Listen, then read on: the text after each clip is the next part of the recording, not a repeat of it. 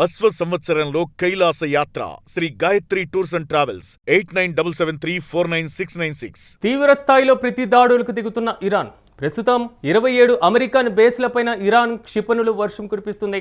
కువైట్తో పాటుగా Qatar, UAE, Saudi, Iraq పైన బాంబుల వర్షం కురిపిస్తున్నటువంటి పరిస్థితులు కనబడుతున్నాయి. మరి ముఖ్యంగా యుఏఈలోని అమెజాన్ డేటా సెంటర్పై ఇరాన్ దాడి చేసింది. ఇరాన్ దాడిలో భారీగా దెబ్బతింది యుఏఈకి సంబంధించినటువంటి అమెజాన్ డేటా సెంటర్.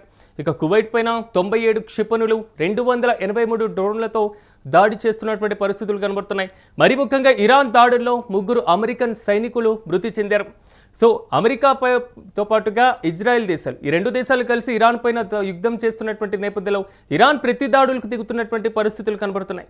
ఇరాన్ ప్రధానంగా దాయాదిగా ఉన్నటువంటి పక్కన ఉన్నటువంటి ఏదైతే గల్ఫ్ దేశాలకు సంబంధించినటువంటి దాంట్లో అమెరికన్ ఎయిర్ బేస్లే లక్ష్యంగా కూడా దాడులు చేస్తున్నటువంటి పరిస్థితులు కనబడుతున్నాయి. ఏదైతే అమెరికాకు సంబంధించినటువంటి ఎయిర్ బేస్లను ధ్వంసం చేస్తే ప్రధానంగా కువైట్తో పాటుగా ఖతార్, యుఏఈ, సౌదీ, ఇరాక్లలో ఉన్నటువంటి అమెరికన్ ఎయిర్ బేస్లే లక్ష్యంగా ఇరాన్ దాడులు చేస్తున్నటువంటి సిచ్యువేషన్స్ కనబడుతున్నాయి. సో ఎయిర్ బేస్లను దాడి చేయడం ద్వారా అమెరికాను దెబ్బ కొట్టాలనేది మాత్రం ఇరాన్ ప్రధానమైనటువంటి వ్యూహంగా తెలుస్తుంది. ఈ నేపథ్యంలో అమెరికన్ ఎయిర్ బేస్లకు సంబంధించి 27 బేస్లపైన ఇరాన్ తాజాగా క్షిపణుల వర్షం కురిపించినటువంటి పరిస్థితులు కనబడుతున్నాయి.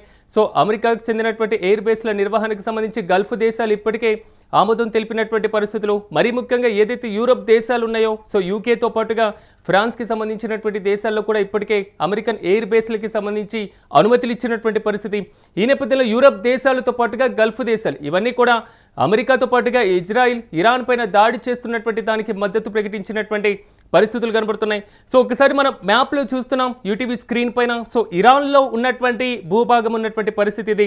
సో దాని పక్కనే ఉన్నటువంటి ఏదైతే ఒమన్తో పాటుగా యుఏఈ, ఖతార్, అదేవిధంగా బెహ్రీన్, కువైట్తో పాటుగా ఇరాక్ దేశాలు.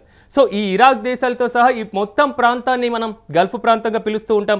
ఇక సౌదీ అరేబియా ప్రాంతానికి సంబంధించి సో ఇరాన్ పైన ఎప్పుడైతే ఇజ్రాయెల్తో పాటుగా అమెరికా కలిసి దాడి చేస్తున్నాయో, సో ఖమేనీని ఎప్పుడైతే చంపేశారో వెంటనే ఇరాన్ ప్రతీకార చర్యలకు పాల్పడినటువంటి పరిస్థితి. పక్కనే ఉన్నటువంటి గల్ఫ్ దేశాలపైన తొలిసారిగా ప్రతాపం చూపించినటువంటి సిచ్యువేషన్స్ కూడా మనం చూసాం.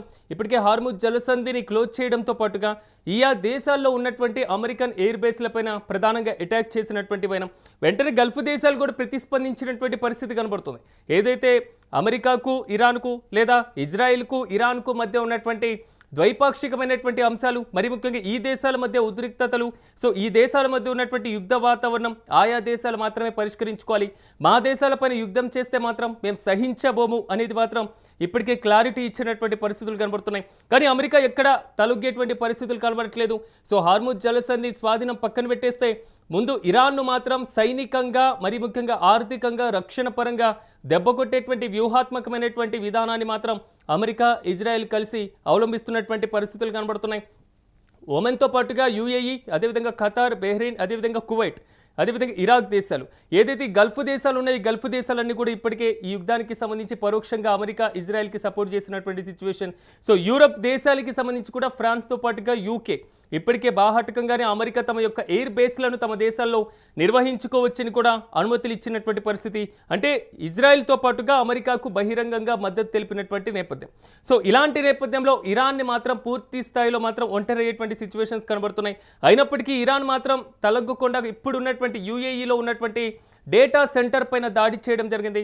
డేటా సెంటర్ దాడితో పాటుగా అమెరికన్ బేస్లే లక్ష్యంగా 27 అమెరికన్ బేస్లపైన ఇరాన్ క్షిపణుల వర్షం కురిపించినటువంటి పరిస్థితులు కనబడుతున్నాయి. ప్రతి దాడులకు దిగుతున్నటువంటి సిచ్యువేషన్స్ కనబడుతున్నాయి. అక్కడ తారాస్థాయిలో మాత్రం యుద్ధ మేఘాలు కమ్ముకొని ఉన్నటువంటి పరిస్థితులు కనబడుతున్నాయి. ఈ నేపథ్యంలో సో భారత ప్రధానమంత్రి కూడా యుఏఈ రాజుకి కూడా యువరాజుకి కాల్ చేసి మాట్లాడడం జరిగింది. ఏదైతే యుఏఈలో ఉన్నటువంటి, మరి ముఖ్యంగా సౌదీలో ఉన్నటువంటి ఎవరైతే భారతీయులు ఉన్నారో వారి రక్షణపరమైనటువంటి అంశాలపైన ఇరు దేశాధినేతలు ఫోన్లో మాట్లాడినట్లుగా సమాచారం. అట్ ద సేమ్ టైం ఇజ్రాయెల్కి సంబంధించి నెతన్యాహుతో కూడా భారత ప్రధాని ఇప్పటికే సంప్రదింపులు జరపడం జరిగింది. ఇజ్రాయెల్తో పాటుగా ఏదైతే గల్ఫ్ దేశాల్లో చిక్కుకొని ఉన్నటువంటి భారతీయులను సురక్షితంగా అక్కడి నుంచి రప్పించడం లేదా వారి సురక్షిత భద్రతపైనే ప్రధానంగా చర్చలు సాగినటువంటి పరిస్థితులు కనబడుతున్నాయి.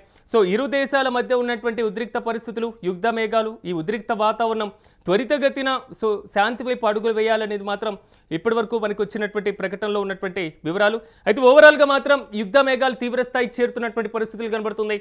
ఇప్పటి వరకు సాగుతున్నటువంటి దాడుల్లో ఇరాన్ కూడా ప్రతీకార దాడులు తీవ్రస్థాయిలో చేస్తున్నటువంటి పరిస్థితులు కనబడుతున్నాయి.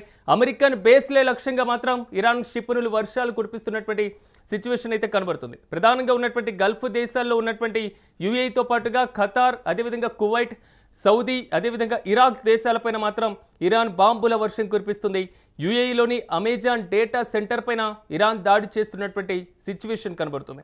ఈ నేపథ్యంలో ఈ గల్ఫ్ దేశాల్లో ఉన్నటువంటి సైనిక పరమైనటువంటి ఆస్తులతో పాటుగా అమెరికాకు సంబంధించినటువంటి ఎయిర్ బేస్లే లక్ష్యంగా చేస్తే అమెరికా ప్రభావం కొంతవరకు తగ్గించవచ్చు అనేది మాత్రం ఇరాన్ ప్లాన్గా కనబడుతుంది. కానీ ప్రతి దాడులు మాత్రం తీవ్రంగా కనబడుతున్నాయి అమెరికాతో పాటుగా ఇజ్రాయెల్ దేశం నుంచి.